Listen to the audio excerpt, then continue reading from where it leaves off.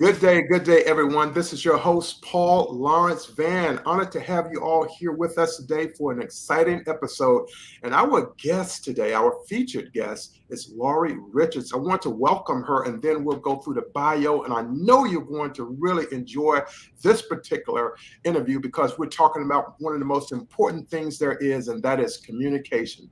Not just any communications, but communications that makes a difference and resolves conflicts, resolve problems for organizations and individuals. So, Laurie, how are you doing today, my friend? I am doing just great. I'm so happy to be here, and I'm glad we could find this time to do this, Paul. Thanks for inviting me. I'm honored to have you here. So I'm going to go over Laurie's background, which is really extraordinary. You're going to learn so much more as we go through this interview. So thanks for being with us today. Now, Laurie is a best-selling author 4 times over. Once wasn't good enough for Laurie. 4 times. It's a good thing. That's right. She's an international speaker, and she specializes in solving communication challenges, which, again, as leaders, we really have to be able to have those good communication skills. And she's been in the business for 30 years as a part of her business, and she works with executives, association leaders, and yes, politicians, even politicians, to ensure the message delivered is the message received and that conflict is resolved. Now, understand that she provides insightful communications, problem solving, and she's the CEO of Laurie Richards Associate. So without further ado, Laurie, we are honored to have you here with your really just amazing, extraordinary talent and expertise. And so we're going to get started right now. So Laurie, yes, welcome to Wealth Academy Podcast. Share a bit about your backstory and what your experiences growing up was like. We really love to learn more about our guests through finding out what they experienced with their developing in their years. You know what? I grew up in South Dakota on a farm, Yes. and I had 2 really amazing speech teachers. And I credit them a great deal with where I am today because they really taught me the importance of being able to communicate. Now, one of them was my English teacher, so she taught me how to write as well. But both of my speech teachers really taught me that my ability to communicate with people, to speak to an audience, could really change the world in a lot of different ways. And I really am a believer that as a marketer, it's not enough to be good at what you do. You have to be able to tell people about it. And I also believe that when we mitigate conflict, I know it sounds trite, it sounds very beauty queenish, but it can bring peace to the world. And it can make all the difference if we learn to listen, if we learn to communicate effectively, if we learn to really deliver our message, that it makes all the difference in the world. And I grew up in South Dakota, and then I went to work I worked for public broadcasting for a while, but it didn't take me long to figure out that being a reporter in the metropolis of Pierre, South Dakota was not going to support me in a lifestyle in which I would like to become accustomed. So I went to work for advertising agencies, and I actually helped launch many years ago. My age is showing, but I helped launch the pork, the other white meat campaign. That was, it was fantastic. It was an amazing experience. And then about 30 years ago, I hung my shingle, and I travel all over the world, and I teach people how to be better communicators. Oh, that's fantastic. And I'm sitting here listening to your voice, and I've listened to so many amazing voices over the years. And I'm just listening to your voice, and you just have a really wonderful voice. Well, thank you. Really nice to listen to. And I've had about a total of 1,000 interviews over the last several years. So I have a very good ear for sound, for voices, and you have an amazing voice, by the way. Well, thank you. I appreciate that. It goes back to my speech teachers again. Yes. Thank you, Mrs. Bacon. Thank you, Mrs. Swain. Yes, that's exactly what I was going to talk about, Mrs. Swain. And I know the same thing held true for me. People ask me, well, how did you learn how to write? I said, it was my English teachers. So English teachers play a critical role in the development of young adults, for sure. Yeah. You know what? And it's one of the things that I do to give back now. I moved back I spent most of my career out in Washington, D.C. And then I came back during the pandemic, and I decided that one of the things I wanted to do was to give back. And so I help with the oral interp program, one of the speech programs at one of the local high schools. Okay. And that's why, because I think it's so important that young people, and who will then, turn into people who run our world, can Exactly. really communicate effectively. And it's not only a good philanthropy for me, but it's a great time. Oh, for sure, absolutely. And it's great to give back as well, because it really truly makes a difference, because children are always watching. They're always watching us. They may not seem like it, but they always are. Yeah. So that's very wonderful. Now let's talk a little bit about the golden rules that perhaps you received from your parents growing up, in terms of some principles that they have for you and your sibling. And do you have siblings? I do. I have 3 brothers. Okay. And some of them are nearby and some of them less nearby. Okay. But I have 3 brothers, so I'm the only girl, and that, I won't kid you, that comes with its benefits. Yes. As one of 10 children, I know what you mean. I was the oldest son, so my mom pretty much spoiled it. Yeah. And I think, one of the golden rules that I learned from mom and dad, they never told me that I wasn't able to do something. They told me I shouldn't do things, that were naughty, but they never told me that I wasn't capable. And one of the other really big rules that I learned from mom and dad is unconditional love. I never questioned for a moment that mom and dad wouldn't support me in a decision that I made, even if they didn't always like the decision. When I moved from South Dakota to Des Moines, and then from there to New Jersey, and from New Jersey to Washington, D.C., I know they held their breath a little bit. Oh, yeah. But it's totally different. The environment is different. But they never told me that I couldn't, that I wasn't capable of it. And they always supported my decision, whatever that was. And I think that means a lot. I think so as well. And they want the very best for you, especially being the only daughter. Yeah. I had the conversation with my father, and at that time it was 5 boys, 5 girls. He told me, he said, "Son, don't let anything happen to my daughters in school." I said, "But Dad, I don't have any control over them." I can only just be there and hear about it like everyone. Yeah, sometimes. I know with your 3 brothers, they were also, look after your sister. Yeah, and still do. Absolutely. Absolutely. Job never ends, not even for me. Yeah. Well, sort of like, and it kind of took me to writing The Parent Sitting, what goes around comes around. Absolutely. And just recognizing that, mom and dad are going to make decisions that I may not always think that's the best thing, but I'm going to support their right to make that decision. And I'm going to support them, whatever it is that they want to accomplish. Absolutely. Yes, that's called love. Yes, that's what that is. Speaking of parent sitting, I want to let people take a look at it. Here's the front cover. There it is. Please share what this particular book is about and how it can help readers, because I know, to me, this is a very important thing. In our culture in the United States, we don't really, what I consider, compared to other countries, say, for example, Japan, they don't really take care of the elderly. And so I think this is something very important for our country, that people can really understand how important of significance this is to honor those who came before us. You know what? It's just a universal topic. And I don't think I realized that when I put it together. I had the idea, I decided to write the book, and I put it out there, and it immediately was on the bestseller list, immediately.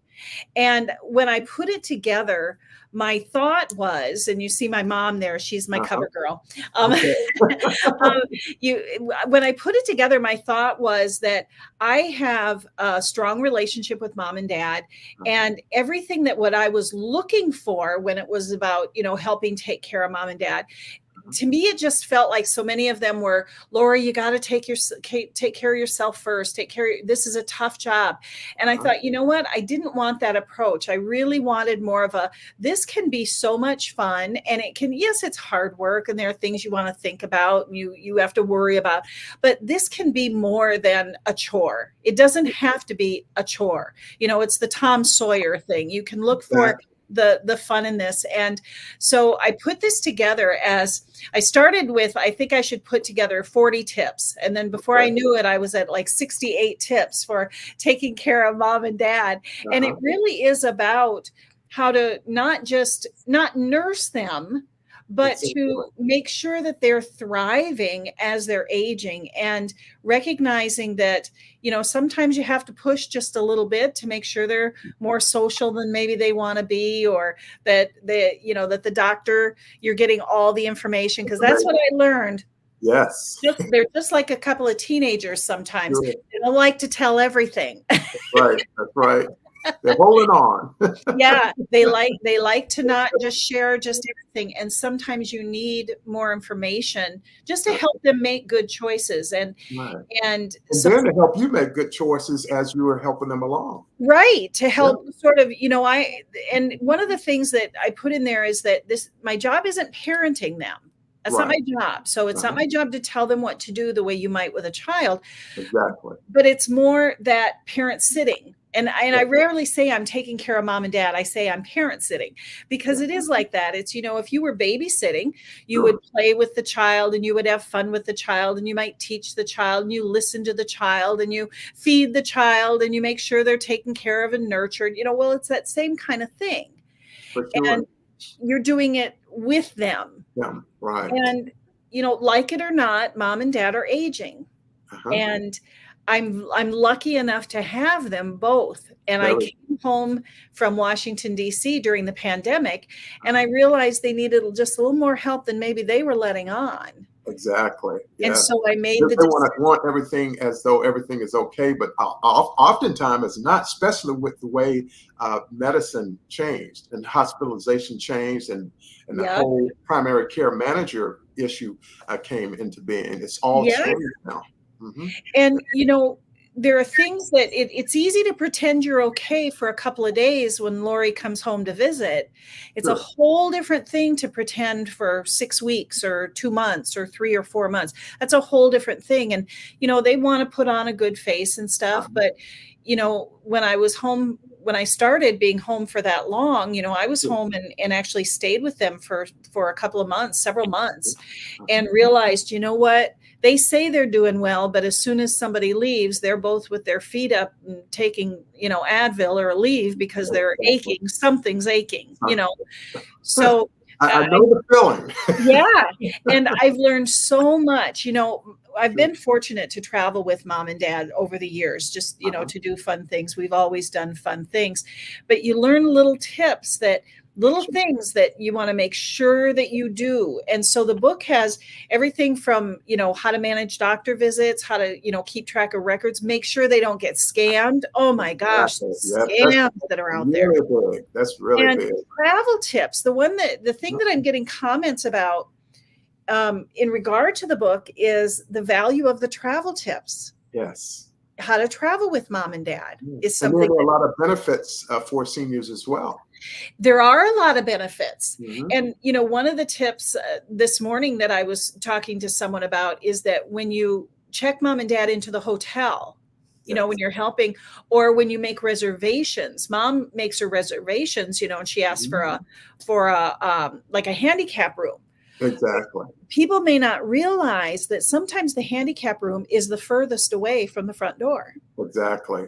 Yeah. And, you think, oh, it'll be right inside the front door. No, some of them are furthest. And if mom and dad, and so when we check in, I always ask, now, which room are they in? Is it closer to this entrance or that one? Because it's too hard for mom and dad to even get down to breakfast in the morning. Exactly. Because they're at that room. They don't have an elevator. Yeah. Well, and, and some of them are, there's an exit on the other end of the hotel. Exactly. So I'm sure maybe it's close to an exit, but that doesn't make it close to the front door where you think you're going to leave them off with their suitcase, or you think they're going to be able to have breakfast in the morning, because that's not happening. Right. And if there's an emergency exit. Oh my gosh. Yeah. So that's very important. Yeah, you have to check those things, and mom's gotten really good at checking on those things, and I look out for it for that very reason.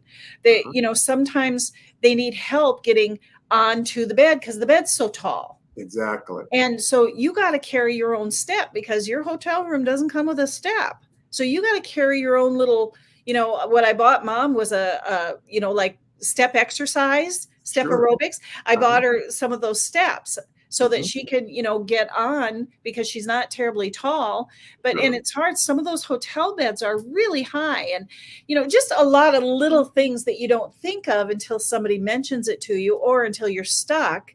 Right. And, Or if someone, like you said, if they're not thinking about that, once they get there, then they're having to go through that experience. Yep. And if they read your book, then they'll understand, oh, let me take this into consideration, or take that into consideration. Yep. So that's very important. So this book is really tremendous, for sure. Well, we've sure had some good response from it. And, speaking about it being a universal thing, Paul, you and I have had this conversation as well, that I'd say 100%, but there's probably one or two that haven't. But just everyone who gets the book or looks at the book turns around and tells me their story. Ah, yes. And says, let me tell you about my mom. Let me tell you about my dad. And so I'm keeping a list, because I see a volume 2 in my future. Exactly. And that's a good thing. We're gonna add some more tips. Now, this is not the only book you have. I think now I'd love to talk about what I consider my favorite. Be Our Bathroom Guest. Isn't that funny? Laurie will tell you that I always talk about this book because it's just so everyone can identify.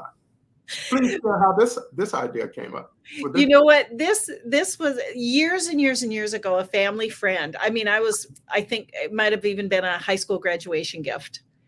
They gave me a bathroom guest book.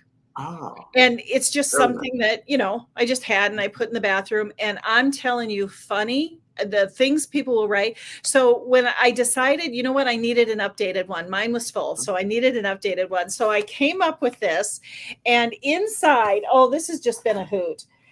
Inside, there's a little survey. So you get to tell them, you get to do the survey and tell them, do you prefer over or under?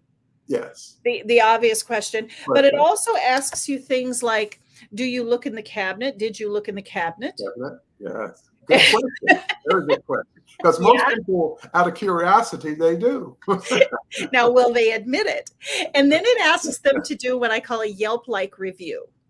So, how many stars do you give the selfie effect? Is it a good place to take a selfie? Or, was it clean? Or how was the mirror? Or what's the lighting like? The lighting, and the quality of the toilet paper, and the quality of the towels, because this stuff matters. And then there's room in here for them to doodle. And there's room in there for them to just write any other comments. And that's where you find the fun stuff. Exactly. You see just how clever people are. Yes. Yeah. I went to a home this weekend, just for just an evening of wine drinking. And I hate to go empty-handed anywhere. So I took a bottle of wine and one of these. And gave it to the hostess, and she said, "Oh my gosh, I'm going to put it in the bathroom." And before everybody left, everybody had signed the bathroom book. Exactly. It's doing its purpose. That's its purpose. That's right. That's right. I used it for a shower gift. I'm using it for a wedding gift coming up in a few days. It's just a fun book. It's just a hoot. So it gets a lot of buzz. And I want people to also, you see this link here that's on the picture with the book. Go there to Amazon, check it out, order cases of it. Yeah. Family reunions, reunions, Airbnb, everything. Yes. It all comes together. Yeah, your camper or your Verbo or whatever. Yes. Right. Actually, both of these are available on Amazon.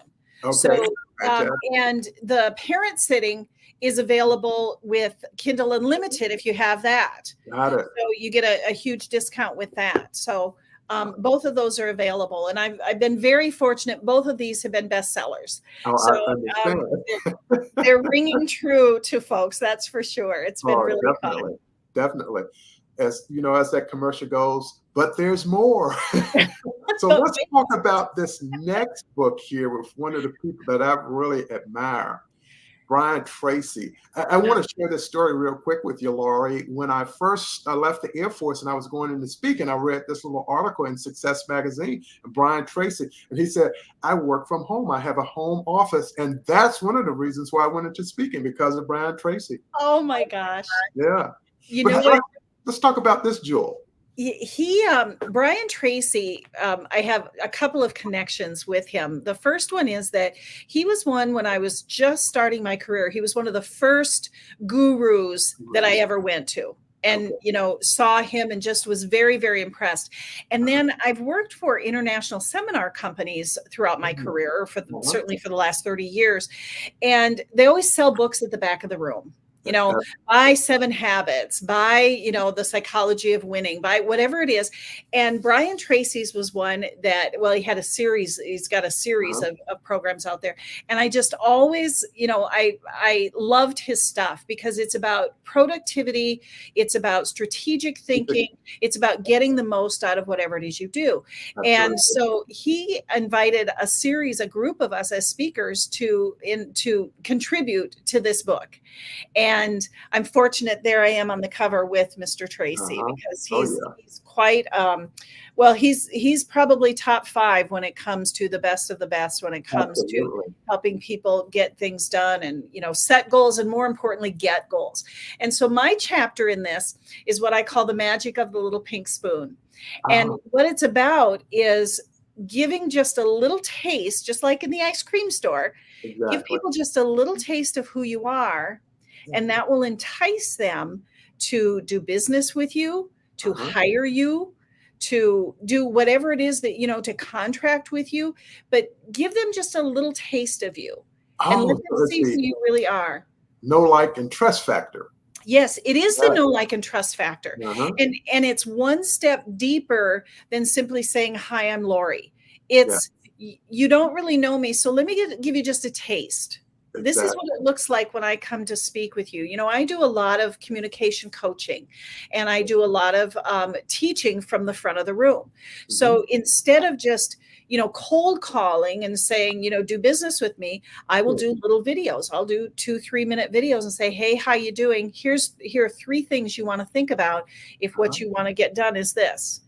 And so they get just a little taste of my style. They get a little taste of what I know. They get a little taste, and they can see, I think she'll fit with our people or not. Yes. It at least gives them that decision. They can make a decision about it. Yep. It's, again, it's like going to the ice cream store. I may not buy a cup of the very first one I taste, but I'm probably going to buy one that I did taste. Exactly. As opposed to one that just says, this is the name of my ice cream. All right. And I have the link here for it as well. Thank you. So people can get that one. And we have one last book that I want to share as well, because I know this is a very successful book as well. You know what? This is my latest book, and it's actually more of a project. And it was the reason that I started doing some of this writing. And that is because I do a lot of work in technical fields, whether it's computer people, construction people, farmers, scientists, doctors, veterinarians. So I do a lot of work with people who are technical in nature. And then what we find is that they get promoted into supervisory positions, but they've spent their entire career learning how to do their technical thing, rolling up their sleeves and dirtying their hands doing the work. And as a manager, it's a completely different experience. Absolutely. Because now it's about communication. Yes. Now it's about someone else's performance management. Now it's not my to-do list. It's my team's to-do list. Now it's not that I just communicate with my peers. I need to be able to communicate up the ladder and down the ladder. So professional growth. Yes. Development, yes. Yes. So this is really a micro book, just a little book, and it talks about making that transition from individual contributor, I do my thing, I roll up my sleeves and I do my thing, to actually being responsible for lots of people as a supervisor or a foreman or a craftsman. Sure. And this will be the first in a series of books, because this is about the actual transition and how you need to kind of see the world a little differently, because your job's very different as a supervisor or a foreman or a manager. And then come October, can I get you to hold that up a little bit more, Laurie? Sure. Okay. Come October, there will be one on time and priority management. Yes. Because this is a huge thing where a lot of people who program computers or run electricity, they like to do their thing. But as a manager, you have to get it done through others. Yes. So instead of managing your time as here's my list of things to do, you need to be able to manage their time.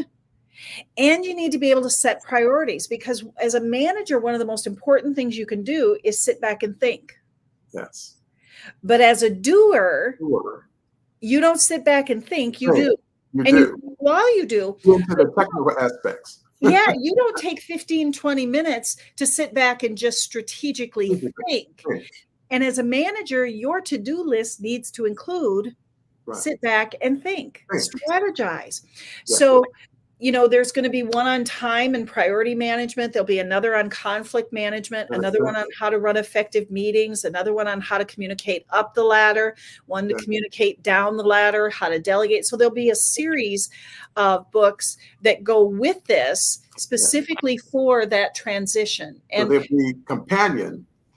Yes. And my thought was, you know what, not just everybody wants to sit down and read a 280-page book, but a lot of people sit down and read a 70-page book. They sure will. As long as they get useful, applicable, relevant ideas and tips. So that's the intent of this, is to be the first of a series of, my plan right now is a series of 11 books that will come together for this audience. So that is amazing. Congratulations on all the books. Thank you. You can see that they will be able to have that opportunity. And let me include this as well. And one of the things I also know from your background, that you are a webinar expert. Now, for a lot of entrepreneurs, this is something that they really want to do. All entrepreneurs don't perform or conduct webinars. Could you share that experience also with our listeners and viewers? You know what? My first degree is in broadcast journalism, and you mentioned my voice, and it's because I did radio, and I did, I teach people how to do media interviews. And when the pandemic hit, of course, a lot of people who are speakers, they went home and sat on their hands. And I said, I can't do that. I need to be doing something. So I set up a studio, and I immediately went to work doing webinars. And so now one of the biggest classes I do is teaching other people how to do webinars, because all of this matters. You notice I've got a couple of books back here, so I've got my microphone here. I've got some decent lighting going. I'm dressed really nicely from here up. And so all of these things matter. And, everything from, and we do a lot of exercises. Like one of the exercises we do is I have them look at their phone and take a picture of themselves looking at themselves, and then take a picture of themselves looking at the camera. And it's the difference between this and this. Yeah. And this is just more powerful when you're looking at the camera, but that's a skill. Yeah. They learn about using teleprompters. They learn about not using teleprompters. They learn how to teach from their webinars and how to run meetings from their webinars in order to get people involved. So that's been a big one since the pandemic. And it hasn't slowed down much. You and I both know the pendulum swings. Absolutely. And the economy. Yeah. And years ago, it was a joke to have a teleconference like this. Absolutely. And then it was, and then everything was this kind of a meeting. And now people are sort of finding where it fits. Yeah. It's not one-on-one, in person, but it's also not the telephone. Exactly. It's somewhere. The queens. Jetsons. The Jetsons. Yes, yes, it's not, yes, sort of like the Jetsons. Absolutely. We're getting close to the Jetsons. Yeah. So I do a lot of with a lot of my clients. That's what they're trying to figure out is where does this fit? And most importantly, how can they get the most of it? You know, so many people are working remotely today. Yes, absolutely. And we have to be able to manage remotely. We need to be able to work remotely. You know, you get promotions in Sure. great part with based on what people feel about you, Exactly. not just your work product. Absolutely. And so if your face isn't there, it makes a difference. It And if does. you are working in Chicago and the home office is in DC, Sure. you still need a presence. And this is a much stronger presence than your email. And yes, and the platform itself is just so what we call mobile. Yes. In other words, it's not one of those type of things that you can't be in touch. You can be in touch. And so when we see the Zoom meetings, for example, we looked at the political cycle now, Zoom is getting all the business. Oh, yeah. Oh, yeah. Unbelievable. Unbelievable. No But question. yes, Yeah. but it's happening. Now, I wanted to go back, and thank you for that, Laurie. I want to go back a little bit. I know in the beginning you shared that you, of course, worked in Washington. If you could share some more expertise and experience about what that was like working, you don't have to call any names, but how that worked with the legislative folks. Because I worked on Capitol Hill myself in a fellowship program for a member of Congress. I understand it, but for those who don't. Yeah. I'll tell you what, I loved Washington. I really, really loved what I was doing. And I was doing a lot of the same thing. It's Sure. just now I'm doing it from South Dakota. And I love the buzz of Washington. I love the museums. I love the, the parks. I just, the history. And I really, really love it. What I do primarily in Washington is help organizations really refine their messages. So whether it's through media training, teaching them how to do a media interview, and you and I both know, and so do all the listeners, some people are really good at it and some people are not. Absolutely. And so my job, you see it every day on television. Oh my gosh, every day. And you need to be in the you're good at it pile, because this is where people are getting their image. I mean, think of anyone you have an image of. It was created by some sort of media. Whether it was mainstream media, or whether it was social media. Sure. The only way you know this person is through this box in front of us, right? So my job is to help. A lot of them, I work with associations where they bring people in for, we call them fly-ins in Washington. They come in and then they refine their message.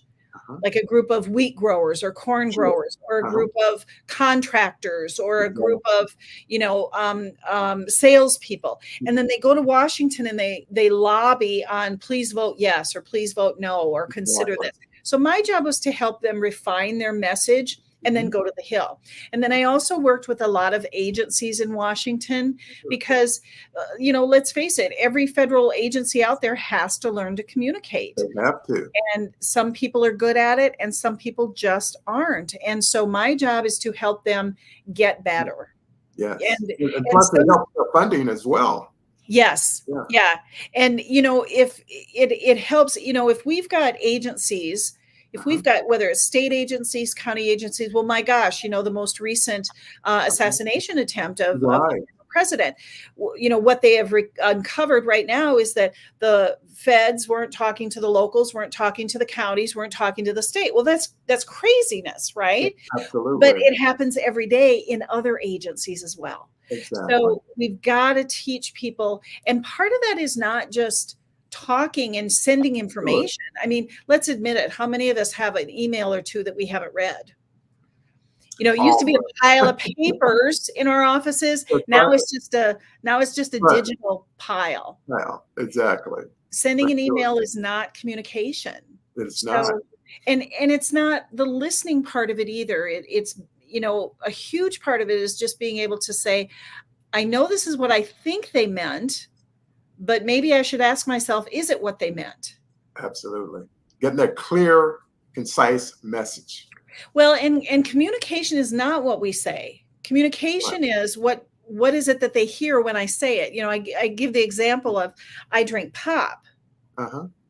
But in Washington, D.C., if I ask for pop, they're like, He's not here. Your pop is not here. Yeah. But one day I was flying home from DC, and a bunch of us got off the airplane in Minneapolis. And a bunch of us walked up to the bar, and one of the guys ordered a soda. The guy was like, what do you mean? Yeah, they gave him a club soda with a lime, and then he's all mad because he said he didn't get what he ordered. I said, oh, yeah, you did. You got exactly what you ordered in Minnesota. Exactly. The soda is a club soda. You know?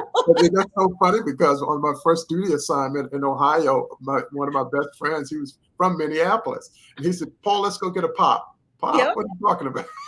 So I learned that way. And you're absolutely right. It's based on the environment or the culture that you're in. It is. Right, for what we do in the Midwest. And I spent 8 years of my Air Force career in the Midwest, in Illinois and Ohio. Then I went to Texas, so it's different. Yep. Coming up from North Carolina. Yeah. Well, and in an office environment, you can say, have it to me next week. Yes. Well, if I'm the customer, what I heard was that I get to, I'll have it from you. If you say I'll give it to you next week, I just heard Monday. Exactly. But as the person who made the promise, what I think I promised was next Friday. Right.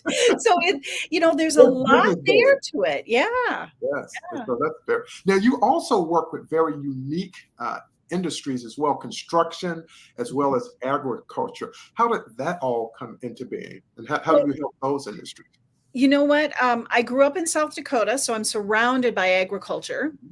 And certainly, and I spent the better share of my career doing agriculture in some way. I mean, I have clients who've been my clients for 30 plus years, and they do crop protection. Or, like I said, I worked for the National Pork Producers Council. And I worked, when I started with the advertising agency in Philadelphia, I pitched to one of our companies. I said, you should sponsor that farmers learn to speak up for themselves and go to Washington. This is before PACs were big. Go to Washington and tell Washington what they want. Right. Advocate for themselves. Yes, advocate for themselves. So my job was to train them how to design their message. Exactly. And we did that. The first year we did that particular sponsor sponsored 9 different industries in agriculture: cotton, corn, wheat, sorghum. Oh gosh, I've done rose. They're on the stock market. Evergreen. Oh, the entire, everything in the commodity list. Exactly. And today, most of those leadership programs are still in play. And I get to play a part of them in some of them. So I'm really happy. Yeah. And then where I came from, it was tobacco. Oh, there you go. Well, there you go. It kind of went down. The tobacco industry is down much further from when I started, certainly. So then when I've done agriculture for a long time. And then I had a construction person sitting in the room one day, and you never know where your contacts are going to come from. And he said, you know what, Laurie, I'd like you to come speak to my company. And I thought, oh, construction, this is different. And it didn't take me long to figure out that the construction industry as a whole is just farmers with different tools. Exactly. They're primarily family owned. They like to hand their business down to their family. Exactly. They like to work with their hands. Legacy. Yes. And so much of it is very, very similar to the ag industry. And so I've been doing business in construction. Right now, they're about hand in hand for my biggest clients. That construction and agriculture are my 2 largest industries, followed by government agencies. Oh, definitely. Yes. And then of course, with construction, once we can get this economy going again, building houses is going to be really big. Well, and right now, construction has over 750,000 open jobs. I just did a program with media training with a construction company, and they had some industry trends they identified. So there are jobs everywhere if you want to work in construction. It's there for you. Absolutely. Yeah. Well, Laurie, thank you so much for that. We're about to come to an end here, but I would love for you to share some wisdom, some inspiration to those who are listening, people who may think that their communication skills are not where they should be, and you can really empower them to learn more, and they can learn more through you. I would be happy to help out any of your listeners. Some of the most important things I've learned about communication are, first of all, it's not enough to be good at what we do. We have to be able to tell people about it. And that means sharing it in such a way that they can hear. And in order to do that, we have to have three things. And if we're missing any one of these three things, we will fail every time in our communication. And if you're not sure, watch the way you feel and respond to people communicating to you, either in person or in this little box. And those three things are: first, charisma. Yes. We have Yes. to like you. Yes. Like it or not, it's part of the deal. Like energy. Trust. Yes. Trust. If we don't trust someone, the only thing we'll listen for are the lies. Sure. The only thing we'll listen for are, oh yeah, he's just trying to take me. He's just trying to take advantage, just trying to sell me. Yep. And the third one is credibility. It's not that you can get ahead just by being likable. You have to have credibility first. Yes. You know, being likable will get you friends, but it won't get you the job unless you've got the credibility with it. So those three go hand in hand. And if we're missing any of those three things, we'll fail. So your communication is more than the words you say or the words you write. It's establishing that charisma, that trust, and that credibility. And that's what makes the communication happen. Well, I tell you, that ended on a really great note. And thanks to you, Laurie Richards, that you continue to shift the atmosphere for people, organizations, executives, nonprofits, associations, and of course, we're looking at our politicians. Of course, I'm here in the Washington, D.C. area, so I've experienced it firsthand, and you are right on point. Right on point. It's fascinating to watch the development when you work with some of them. I've been very fortunate to work with some pretty high level folks, and it's really fun to watch them really turn into who they are. Yes. You know, with their communication, to really be able to communicate who they are. Yep. Absolutely. So, Laurie Richards, thank you so much for being our featured guest today. And of course, for our listeners and viewers, it's episode 266. Go to Apple Podcasts, rate and review, provide Laurie Richards with a 5-star rating on this particular episode. She's all about breaking down those barriers to communications to help people to become really more competitive in their industries and top of mind in their industry. So she's made a tremendous difference today. And remember, it's all about that charisma, that trust, and also about having that ability to have your credibility in place. And you've heard it from Laurie. Again, let's take a look at her book, because we don't want you to forget that. Parents. Yes. If you have parents, that's for you. Yeah. This is very important. And then I have to go back to my favorite. I have to. Get this book, everyone. Be our bathroom guest. You would thank Laurie for this later, okay? This is my favorite book. I know it is. I know it is. So hey, I'll hook you up. All right. I really appreciate it. So thank you so much, Laurie, and for all our listeners, thank you so much. And don't forget to go out and rate and review Laurie Richards' episode. And I have all of her contact information here, www.laurierichards.com/resources. Laurie, have a wonderful day. Thank you so much. This will not be the last time. We're going to have to do something else. Thank you. Podcast and even more. So have a great day, everyone, and I'll see you on the next episode of Wealth Academy Podcast. Thanks, everybody. Thanks, Paul. Yes, thank you.